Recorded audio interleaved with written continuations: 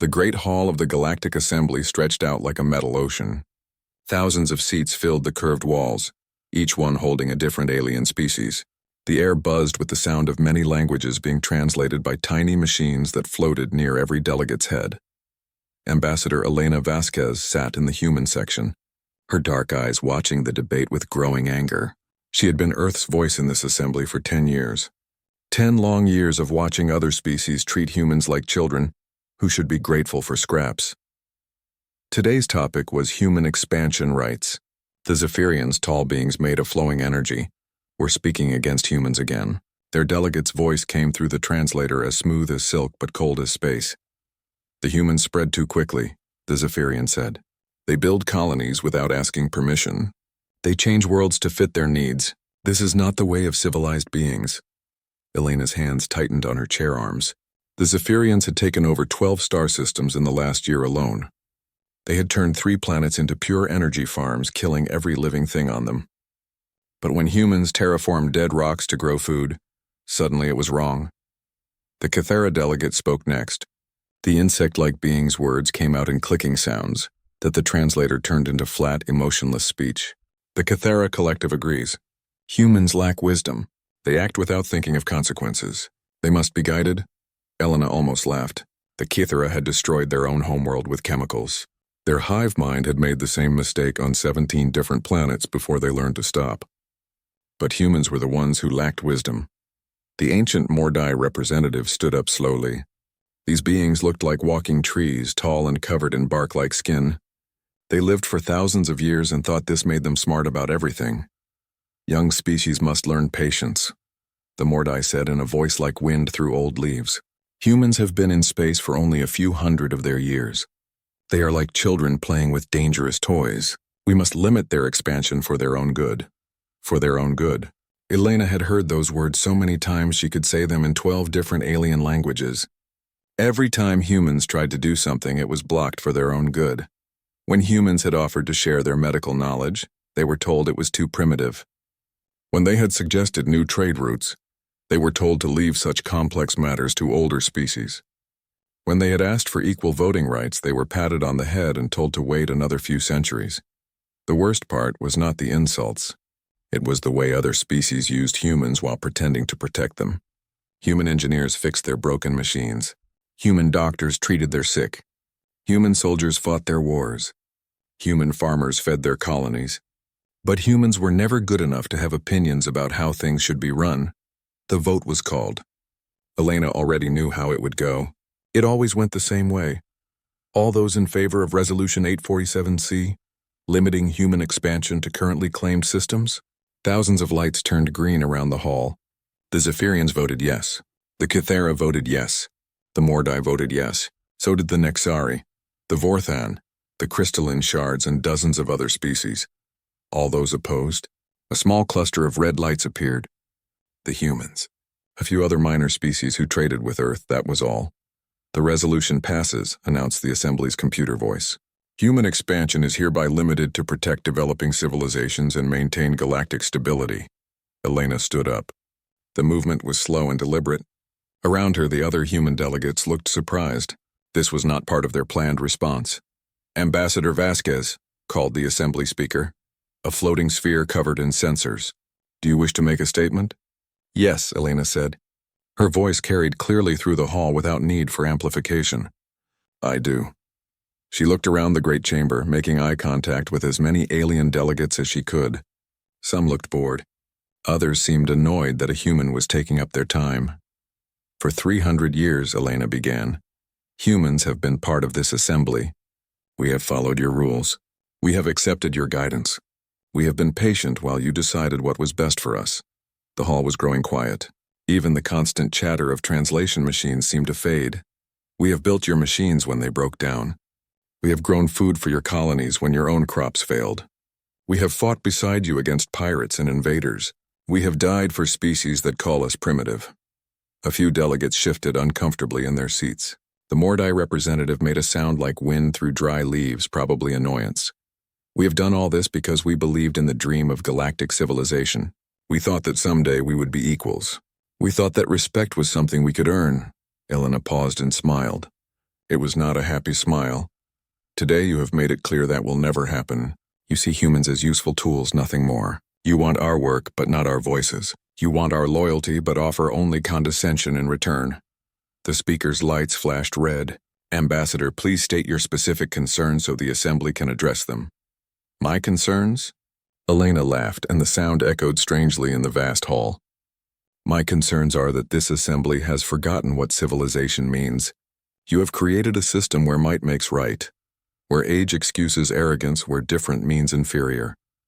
She reached into her jacket and pulled out a small device. Several security drones moved closer, but she simply placed it on the podium in front of her. This contains humanity's formal withdrawal from the Galactic Assembly, she said. Effective immediately, Earth and all human colonies are ending their participation in this organization. The hall erupted in noise. Aliens turned to each other, speaking rapidly in dozens of languages. The translation machines buzzed like angry insects trying to keep up. Furthermore, Elena continued, her voice somehow cutting through the chaos, all human personnel are being recalled from assembly facilities. All human-maintained systems will be transferred to local control within 30 standard days. All trade agreements between human worlds and assembly members are terminated. The Zephyrian delegate flowed upward, energy crackling around its form. This is unacceptable. Humans cannot simply leave. Who will maintain the quantum relay network? Who will operate the deep space monitoring stations? Elena's smile grew wider. I suggest you figure that out quickly. You are such advanced civilizations, after all. Surely you do not need primitive humans to handle such simple tasks. She picked up her device and walked toward the exit. The other human delegates stood and followed her, their footsteps echoing in the stunned silence. Ambassador, called the Mordai representative. Be reasonable. Humans benefit from assembly membership. Your people need our guidance. Elena stopped at the great doors and turned back one last time. No, she said simply. We really do not. The doors closed behind the human delegation with a sound like thunder. In the great hall, thousands of alien beings sat in stunned silence, trying to understand what had just happened. Outside, Elena walked steadily toward the human transport ship. Behind her, she could hear the chaos beginning as the assembly tried to figure out how to function without the species they had spent centuries taking for granted. She smiled and kept walking. It was time to go home. The news spread across the galaxy faster than light itself. Within hours of the human delegation walking out of the assembly, every major news network was broadcasting the same shocking headline: Humans leave Galactic Assembly. Most alien species reacted with amusement at first. Social media networks buzzed with jokes about human tantrums and primitive emotions. The general feeling was that humans would come crawling back within a few weeks when they realized how much they needed galactic civilization. The Zephyrian Council issued a statement calling the human withdrawal regrettable but temporary. Iwa, Cathera Collective sent out messages saying they looked forward to humans returning when they have learned wisdom. The Mordai simply ignored the whole thing, as if humans were children who would get tired of their game soon enough. But the laughter started to die down when the evacuations began. It started small. A human mining station on the edge of Cathera space went dark. When a Cathera ship went to investigate, they found the facility completely empty. All the equipment was gone. All the humans were gone. Even the garbage had been cleaned up. The same thing happened at a research outpost in Zephyrian territory. Then a trading post near Mordai space. Then another mining station. And another Dr. Theus, a Cathera scientist, was the first to really understand what was happening. She had worked with human researchers for 20 years on a project studying ancient artifacts. The humans had been patient teachers, helping her understand concepts that the Kithera hive mind struggled with. When she arrived at the research station on Kepler 442b, she found it completely stripped. Not just empty, stripped. The humans had taken everything. Computers, furniture, even the light fixtures were gone. They had also taken all their research data. 20 years of work. Thais clicked to herself as she walked through the empty halls. 20 years of joint research and they took it all. But that was not the worst part. The worst part was realizing that most of the research breakthroughs had come from human insights. The Cathera had provided raw computing power, but the humans had provided the creative thinking that made sense of the data. Similar scenes played out across the galaxy. On Vorthan Prime, the human embassy building stood empty except for a single message printed in perfect Vorthan script. Thank you for the memories. Good luck with everything. The Nexari Trade Hub found that their human-run docking control system had been replaced with a basic automated system and a note. This should work for simple operations. Manual available on the desk. At first, alien leaders tried to spin the evacuations as proof that humans were irresponsible. See how they abandoned their commitments? The Zephyrian Council announced. This shows why they needed guidance. But as days passed, the scope of the exodus became clear. Humans were not just leaving assembly territory. They were leaving everywhere. Every human colony, outpost, research station, and embassy in the galaxy was being evacuated. Ships launched from human settlements that aliens had forgotten existed. Massive cargo vessels appeared out of nowhere, loaded with people and equipment, then vanished into hyperspace. The humans had clearly been planning this for a while. Commander Vex of the Nexari Defense Force was monitoring the evacuation from his flagship when something impossible happened. A human cargo ship appeared on his sensors, moving at speeds that should have been impossible for such a large vessel. How fast is that ship moving? Vex asked his tactical officer. Sir, the readings must be wrong. It shows them moving at nearly light speed without hyperspace. Vex stared at the display. The ship was huge, big enough to carry an entire colony.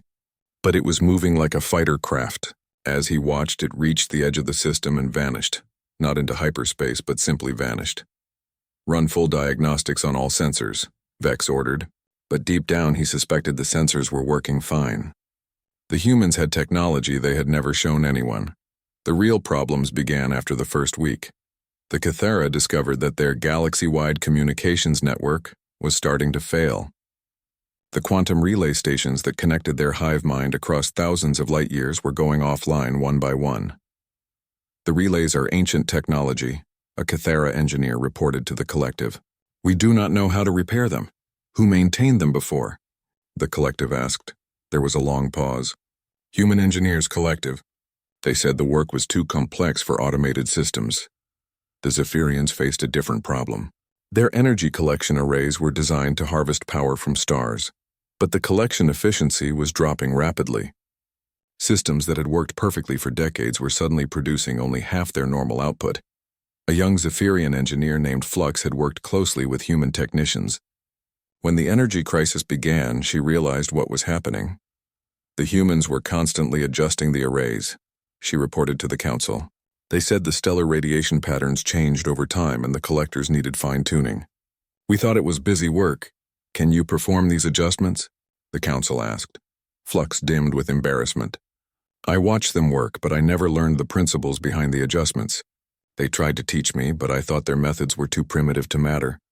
The Mordai faced perhaps the worst crisis of all. Their great libraries, which stored the wisdom of thousands of years, were failing.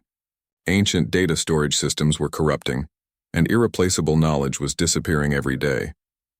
The head librarian, an ancient Mordai named Growth Song, stood in the damaged archive feeling lost. For 50 years, human scholars had worked in these libraries. They had quietly restored damaged files, transferred old data to new systems, and created backup copies of everything. Growth Song had always assumed the humans were just eager students, grateful to access Mordai wisdom. Now he realized they had been the ones preserving that wisdom, and they had taken their backup copies with them. How much have we lost? Asked the Council of Elders. 40% of the historical archives, Growth Song admitted. 60% of the scientific data. The humans had copies of everything. Similar disasters struck across the galaxy. Trade routes that humans had maintained fell apart as nobody else knew the safe paths through asteroid fields and gravitational anomalies. Diplomatic crises erupted as species discovered that human translators had been preventing misunderstandings for decades. The shards, crystalline beings who communicated through light patterns, found themselves unable to talk to anyone. They had always used human interpreters who could understand both their light language and alien speech. Pirates began raiding shipping lanes that had been safe for centuries. The human patrol fleets that had quietly protected these routes were gone, and no one had noticed their importance until now. On Nexus Station, the galaxy's biggest trading hub, chaos reigned. The station's systems were failing one by one, and nobody knew how to fix them. Human technicians had maintained everything for so long that other species had forgotten how the technology worked. Ambassador Krill of the Nexari stood in the station's command center, watching displays show system failures across the galaxy. Red warning lights covered every screen. How could this happen? He asked his aide. How could one species leaving cause so much damage? His aide, a young Nexari named Skip, had studied at human universities. She understood what others were only beginning to realize. Sir, she said quietly, the humans were not just members of our civilization, they were holding it together. As the second week of the human exodus ended, panic began to spread through the Galactic Assembly. Species that had spent centuries looking down on humans were discovering just how much they had depended on them, and the humans were still leaving. Every day, more ships launched from hidden bases and forgotten colonies. The galaxy watched these departures with growing fear, finally understanding that they were witnessing the end of everything they had taken for granted. The age of galactic civilization was ending, and it was ending because the beings they had called primitive were taking their knowledge and going home. 3 weeks after the human exodus began, the galaxy was falling apart. The first major crisis hit the Zephyrian Consortium when their primary energy harvesting station around the star Helios 7 suffered a catastrophic failure. The massive collectors that drew power from the star's radiation suddenly began overloading, threatening to destroy the entire system. Chief Engineer Brilliance, a Zephyrian who had worked with human technicians for decades, floated desperately between control panels trying to prevent disaster. The human engineers had always handled the complex calibrations that kept the collectors stable. Without them, Brilliance was working blind.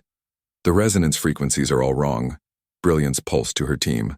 The stellar output has shifted, but I do not know how to compensate. Contact the human technical team, suggested her assistant. There is no human technical team, Brilliance replied, her energy form flickering with despair. They are all gone. The collectors exploded 6 hours later, taking out 3 Zephyrian cities and leaving billions without power. Similar failures were happening across Zephyrian space, as energy systems designed with human help began breaking down without human maintenance. The Kythra faced an even worse crisis. Their hive mind depended on quantum communication relays to connect billions of individuals across thousands of worlds. As these relays failed one by one, the collective began to fragment. On Kythera Prime, Queen Node Synthesis felt parts of her mind going dark as relay stations stopped working. Entire colonies were becoming isolated, their thoughts cut off from the greater collective. Emergency repair teams to all relay stations, she commanded through the failing network. But when the repair teams arrived, they discovered a horrible truth. The quantum relays were based on technology that the Kythera had never truly understood. Human engineers had maintained them for centuries, following procedures that seemed simple but were actually incredibly complex. The quantum field generators require precise tuning, reported Engineer Node Precision. The humans left basic maintenance instructions, but they assume knowledge we do not possess. Synthesis felt panic spread through the network as more colonies went silent. The Kythera were losing their collective intelligence, becoming isolated islands of confused individuals who had never learned to think alone. The Mordai discovered their own catastrophe when their planetary defense grid activated unexpectedly and began shooting at their own ships. Elder Deeproot stood in the defense command center on Mordai Prime, watching in horror as their automated systems turned hostile. Ancient weapon platforms that had protected their worlds for millennia were now treating every ship as an enemy. Why is the grid activating? Deeproot asked the technicians. We do not know, Elder, replied a young Mordai named Quicksprout. The defense system is incredibly old. The humans were the only ones who understood how it worked. Can we shut it down? We are trying, but the control codes are locked. The humans never shared the override procedures. A Mordai transport ship exploded on the view screen as the defense grid's weapons found their target. Deeproot realized with growing horror that his people were trapped on their own worlds by their own defenses. But the worst was yet to come. The first pirate attacks began in the Outer Rim, where human patrol fleets had maintained peace for generations. The pirates were not new, they had always existed, but they had been held in check by human forces that other species had barely noticed. Captain Scar, a notorious Nexari pirate, had spent 40 years avoiding human patrol ships. He knew their patterns, their response times, their capabilities. When the humans suddenly vanished, Scar could hardly believe his luck. "All ships begin raiding operations," he broadcast to his fleet. "The humans are gone. No one else bothers patrolling these routes." Within days, Scar's fleet had captured 12 cargo ships and destroyed a Cathara research station. Other pirate groups quickly followed his example. Shipping lanes that had been safe for centuries became hunting grounds. The situation grew worse when the automated defense network that protected the galactic core began malfunctioning. Ancient weapon platforms that had been built by a long-dead species started activating randomly, attacking any ship that came within range. "The core defense grid is active," reported Captain Vex of the Nexari Defense Force to the Assembly emergency session. "All shipping through the galactic center has stopped." "Who controlled those weapons?" demanded the Zephyrian representative. There was an uncomfortable silence before someone answered. "The humans. They said the systems were too dangerous for automated control." The Assembly realized with growing horror that humans had been quietly managing dozens of critical systems across the galaxy.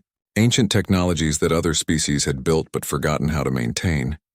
Defense networks that required constant monitoring. Trade routes that needed regular updates for new hazards. Dr. Thys of the Cathara made the discovery that terrified everyone. While analyzing the pattern of system failures, she found something impossible in the historical records. The quantum relay network was not built by the Cathara, she reported to an emergency assembly meeting.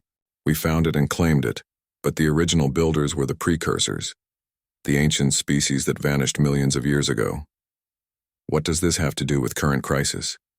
asked the Mordai representative. "The humans knew," Thys said quietly. "They always knew. When they first joined the assembly, they immediately began working on precursor technology. They said they were learning from us, but they already understood it better than we did. The implications hit the assembly like a physical blow. The humans had not been students learning from advanced aliens. They had been caretakers, quietly maintaining technology that none of the other species truly understood. On Nexus Station, the situation was becoming desperate.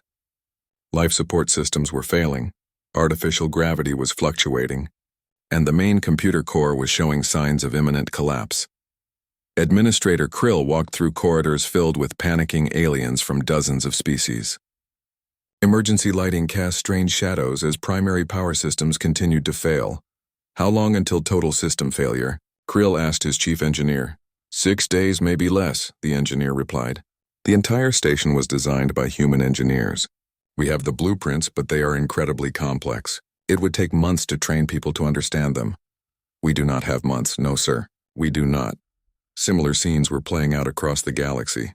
On Vorthon trading posts, environmental systems were breaking down. Shard's communication networks were going silent. Ancient archaeological sites that humans had helped maintain were sealing themselves off. The most terrifying discovery came when a Zephyrian exploration ship tried to investigate a derelict space station near the galactic rim. The station had been abandoned for centuries, but when the ship approached, ancient weapon systems activated and destroyed it instantly. "How many of these automated defense sites are out there?" the Zephyrian Council asked their military leaders. "We do not know," came the reply. "The humans mapped them all and maintained safe passage routes. Without their navigation data, space travel is becoming extremely dangerous." Trade began collapsing as shipping companies refused to risk their vessels on routes that might contain hidden defenses. Communications between distant colonies became unreliable as relay networks continued failing. Some species found themselves cut off from their own populations. The assembly called emergency session after emergency session, but every meeting brought worse news. The Nexari reported that their currency exchange systems were crashing. The Vorthon announced that their atmospheric processors were failing. The shards revealed that their crystal cities were developing structural problems. Everything seemed to be connected to human involvement. Every critical system, every important technology, every peaceful solution to old problems. Humans had been involved in all of it. How did they know? Ambassador Krill asked during one late-night emergency session. How did one species understand so much about technologies that the rest of us built? Dr. Thys had been researching this question for weeks. Her findings were disturbing. "I believe the humans are related to the precursors," she said quietly. Their genetic patterns show markers that do not exist in any other known species. Their technology, when they choose to reveal it, uses principles that match precursor designs. That is impossible, the Mordai representative protested. The precursors vanished millions of years ago. Perhaps they did not vanish, Thais replied. Perhaps they just went somewhere else and left their children behind. The assembly fell silent as they considered this possibility. If humans were descended from the galaxy's greatest civilization, then they had not been primitive newcomers learning from their betters. They had been the rightful inheritors of everything, watching in silence as other species claimed their heritage. And now they were gone, taking their knowledge with them. On the fourth week of the crisis, a message appeared simultaneously on every functioning communication network in the galaxy. It was simple and brief. To the species of the Galactic Assembly, you have 30 days to establish stable government and restore basic services. After that time, all remaining precursor technology will shut down permanently. We suggest you learn quickly. Humanity. The galaxy read this message with growing terror. Everything they had built, the 30-day countdown had begun, and panic consumed the galaxy like a plague. Within hours of the human message, the Galactic Assembly called an emergency session that lasted 3 straight days. Representatives who had spent centuries arguing over minor trade disputes now faced the complete collapse of their civilization. We must find the humans, declared Ambassador Krill, his voice shaking with desperation. We must negotiate with them. Find them where? Demanded the Zephyrian representative, energy crackling with frustration.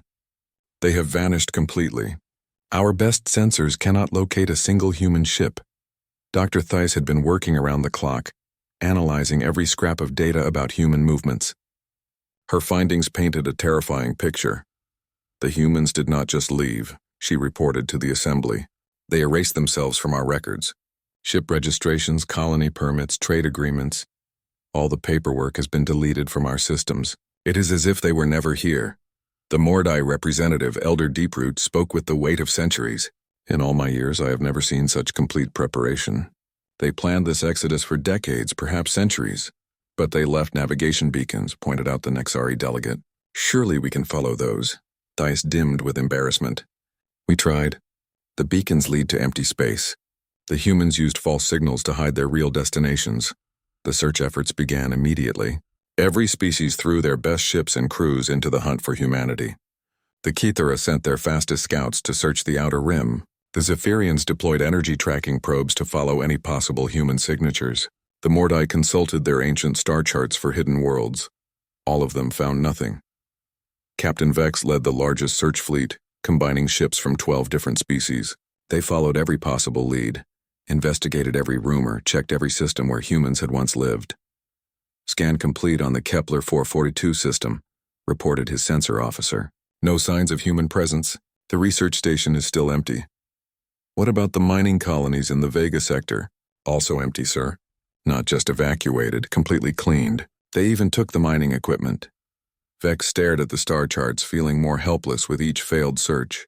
How could an entire species simply vanish from the galaxy? The answer came from an unexpected source. Dr. Flux, the young Zephyrian engineer who had worked with human technicians, made a discovery while trying to repair her energy collection arrays. Hidden in the maintenance logs, she found references to something called Project Exodus. The humans have been building something, she reported to her council. For the last 50 years, they have been quietly constructing facilities in deep space. The maintenance records mention supply runs to coordinates that do not appear on any star chart. What kind of facilities? The council asked. The records are incomplete, but they mention massive construction projects, shipyards, research stations, entire cities floating in space.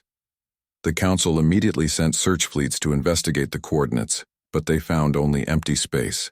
Whatever the humans had built, they had taken it with them when they left. Similar discoveries emerged across the galaxy. The Kithra found evidence of human mining operations in asteroid fields that were supposed to be unexplored. The Mordai discovered that humans had been quietly studying ancient precursor ruins for centuries, always with permission but never revealing what they had learned. The most shocking discovery came from the Nexari archives.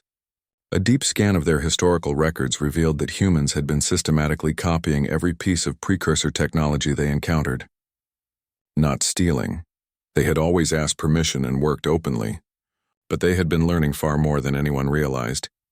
They have been preparing for this moment for 300 years, reported Nexari Intelligence Chief Skrix to the emergency assembly session. Every human who worked with alien technology was gathering information. Every human scientist who studied ancient ruins was mapping precursor sites. They have been planning their independence since the day they joined the assembly. The revelation sent shockwaves through the galactic community. The humans had not been grateful students learning from superior civilizations.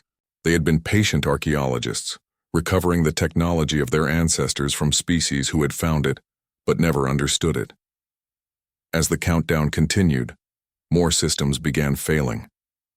The Kathra hive mind had fractured into isolated clusters. Zephyrian energy networks were collapsing sector by sector. Mordai worlds were trapped behind their own defensive grids. Desperate measures began. The Assembly authorized breaking the most sacred laws of galactic civilization. They sent spy ships into human space, hoping to find something the search fleets had missed.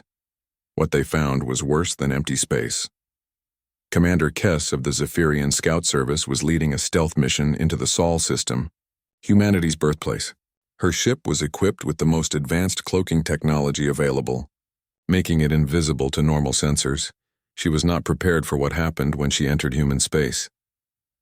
"Commander," her sensor officer called out in alarm, "we are being scanned." "Impossible. We are cloaked. The scans are penetrating our cloak like it does not exist. I am reading massive energy signatures throughout the system." Kess looked at her displays and felt her energy form flicker with shock. The Sol system was filled with structures that had not been there before. Massive space stations orbited every planet. Fleets of ships moved between them in perfect formation, and all of it was clearly far more advanced than anything the Assembly possessed. "How did they build all this without us noticing?" Kess whispered.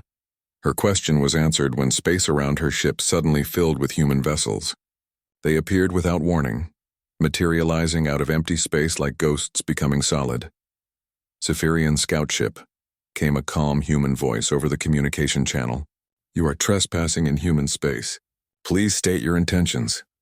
Kess tried to respond but found her ship's systems were no longer under her control. The human ships had somehow taken control of her vessel without firing a shot. "We are seeking diplomatic contact," she managed to say. Diplomatic contact was available through the Galactic Assembly. "For 300 years, the human voice replied. "You chose to treat us as inferior beings. Now you enter our space with spy ships. This does not suggest a change in attitude." "Our civilization is collapsing," Kess pleaded. "We need your help." There was a long pause before the human responded. "Your civilization chose its path.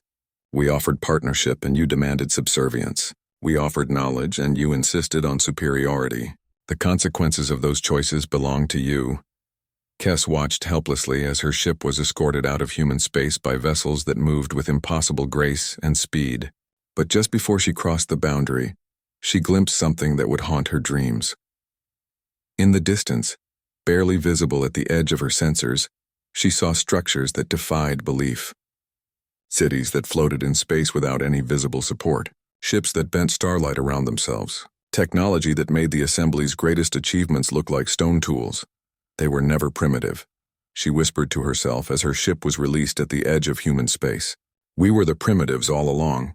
Other spy missions met similar fates. Ships that entered human space found themselves detected instantly and escorted out by vessels that demonstrated technologies the Assembly had never imagined possible. The message was clear. Humanity had capabilities far beyond anything they had ever revealed. They had been deliberately limiting themselves during their time in the Assembly. With only 10 days left in the countdown, the Assembly made one final, desperate attempt. They selected their most respected diplomat, Elder Rootsong of the Mordai, and sent him to negotiate directly with humanity. Rootsong was ancient even by Mordai standards, over 3,000 years old. He had been present when humans first joined the Assembly. More importantly, he was one of the few aliens who had consistently treated humans with respect and courtesy. His ship was allowed to enter human space without interference.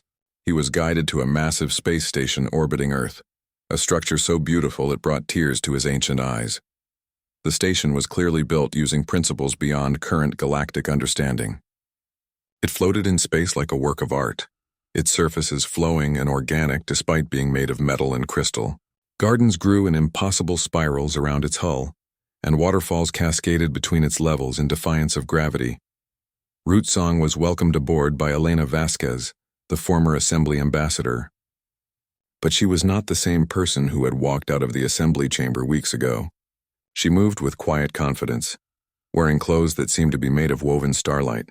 Behind her stood other humans, all carrying themselves with the calm certainty of people who had finally stopped pretending to be less than they were. "Elder Rootsong," Elena said with genuine warmth, "it is good to see you again."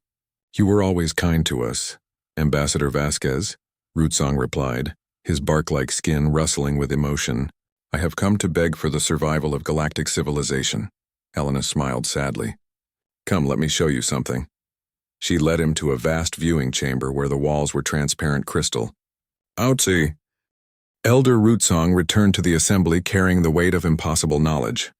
As his ship docked with the crumbling Nexus station, he could see the chaos that had consumed galactic civilization in just 5 days. Emergency lights flickered throughout the station as power systems continued failing. Alien refugees from collapsed colonies crowded the corridors, their faces showing the same fear that had gripped every species in the galaxy. The proud banners of the Galactic Assembly hung torn and faded, symbols of an authority that no longer meant anything. The emergency session was called immediately. Representatives from across the galaxy gathered in the Great Hall, but it was a shadow of its former grandeur. Many seats sat empty as colonies lost contact with their governments. Those who remained looked desperate and afraid. "Report," Elder Rootsong commanded the assembly speaker, though its lights flickered weakly as station power fluctuated. Rootsong stood slowly, his ancient form moving with the weight of centuries. When he spoke, his voice carried across the hall like wind through deep forests. "I have seen the truth," he began, "and it is more terrible and wonderful than any of us imagined." He told them everything. The impossible space stations that defied physics, the ships that moved faster than light without hyperspace drives, the cities that floated in vacuum like living things, the quiet confidence of beings who had finally stopped pretending to be less than gods. "They were never primitive," Rootsong concluded. "We were. They are the children of the precursors, the inheritors of this galaxy's greatest civilization. And we treated them like servants." The hall erupted in chaos. Some delegates denied his words. Others wept openly. A few laughed with the bitter sound of beings who had finally understood a cosmic joke. "What did they say?" shouted the Zephyrian representative over the noise. "Will they help us?" Rootsong's silence was answer enough. The countdown continued. 3 days, 2 days, 1 day. Across the galaxy, civilizations that had stood for millennia began their final collapse.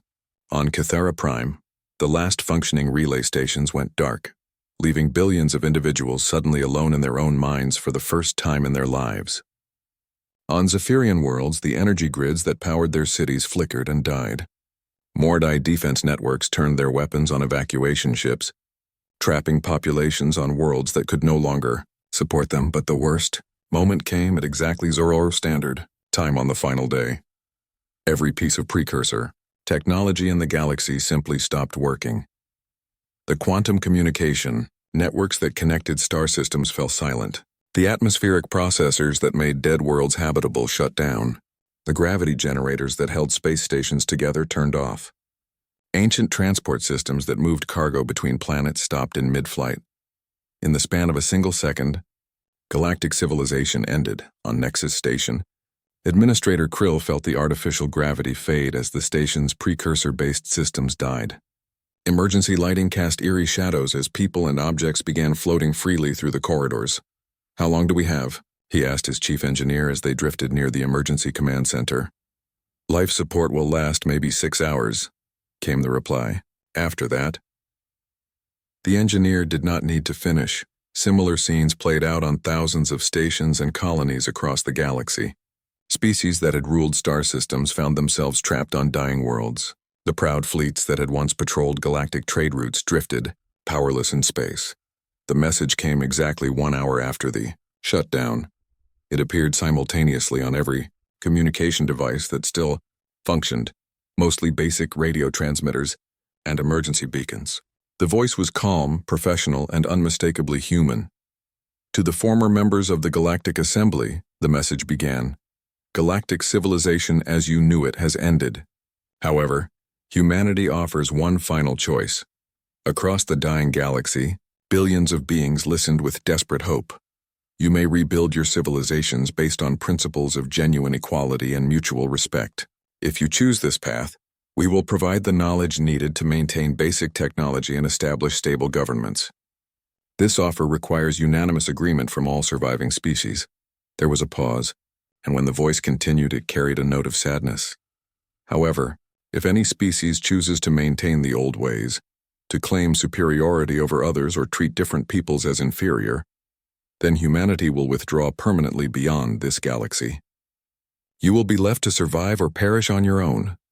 Another pause, longer this time. You have 72 hours to decide. The choice must be unanimous and it must be genuine. We will know if any species agrees only from desperation, while planning to return to old patterns. Choose wisely. This is your last chance. The message ended, leaving the galaxy in stunned silence. The debate that followed was unlike anything in galactic history. Species that had spent centuries competing for dominance suddenly found themselves forced to examine their deepest beliefs about civilization and equality. The Zephyrians were the first to agree. Facing the complete collapse of their energy-based civilization, they had little choice. We accept the human terms, their council announced. We will treat all species as equals. The Nexari quickly followed, then the Vorthan. Smaller species that had always been marginalized by the major powers agreed eagerly. But the real test came with the three great powers that had dominated the assembly. The Kythera collective struggled with the concept. Their hive mind had always seen individual-based species as chaotic and inferior. But as their network continued fragmenting, isolated Kythera began experiencing something they had never known before. Independent thought, queen node synthesis, speaking for what remained of the collective, made their decision on the second day. The Kythera accept equality with all species. We will learn to value individual perspectives as much as collective wisdom. The Mordai took longer. Elder after elder debated whether beings who lived only hundreds of years could truly be considered equals to those who had existed for millennia. But as their ancient libraries continued losing irreplaceable knowledge, even the most traditional elders began to understand. Age does not grant wisdom, Elder Deeproot announced in the final hours. The humans have shown us that. We accept their terms. That left only the Zephyrians' energy-based cousins, the Luminari, who had remained silent throughout the crisis. They were an ancient species, older even than the Mordai, and they had always considered themselves the galaxy's natural rulers. As the deadline approached, the Luminari representative finally spoke. We cannot accept these terms. To treat primitive species as equals would be a betrayal of natural order. We refuse. Across the galaxy, hearts sank. The choice had to be unanimous. One species had doomed them all. But then something unprecedented happened. The other species turned on the Luminary. You would condemn the entire galaxy for your pride? Demanded the Kythera representative. Your natural order has brought us nothing but suffering, added the Mordai delegate. One by one, every other species in the galaxy issued formal statements expelling the Luminary from any future galactic government. They would not let one species' arrogance destroy everyone's chance at survival. Faced with complete isolation, the Luminari finally broke. We accept the terms, their representative whispered. The message came within minutes of the deadline. Your choice has been noted, the human voice announced. We are pleased that you have chosen cooperation over domination. The process of rebuilding begins now. What followed was the most remarkable transformation in galactic history. Human ships emerged from deep space, but they were unlike anything seen before. Instead of weapons, they carried teachers, engineers, and medical supplies. Instead of conquering, they came to heal. The humans shared knowledge freely, but with conditions. Technology was provided only to species that demonstrated genuine commitment to equality. Governments were rebuilt with strict protections for minority rights. Ancient prejudices were replaced with laws ensuring fair treatment for all. Elena Vasquez returned to the rebuilt assembly as humanity's representative, but this time she sat in a hall where every species had equal voices and equal respect. The great chair that had once belonged to whatever species held the most power was replaced with a simple table where all delegates sat as equals. "This is what we always wanted," Elena said during the first session of the new assembly. "Not to rule over you, but to work beside you. Not to be your superiors, but to be your friends." The galaxy that emerged from the collapse was different from anything that had come before. Species that had been enemies for millennia learned to cooperate. Technologies that had been hoarded were shared freely. The rigid hierarchies that had defined galactic civilization for thousands of years gave way to true democracy. But perhaps the most important change was in how species viewed each other. The old assumptions about primitive and advanced, superior and inferior, were replaced with recognition that every species had something valuable to contribute. The humans, for their part, became the galaxy's teachers and protectors. They shared their advanced technology gradually, always ensuring that other species understood the principles behind it rather than just copying the designs. They established schools where young beings from all species learned together.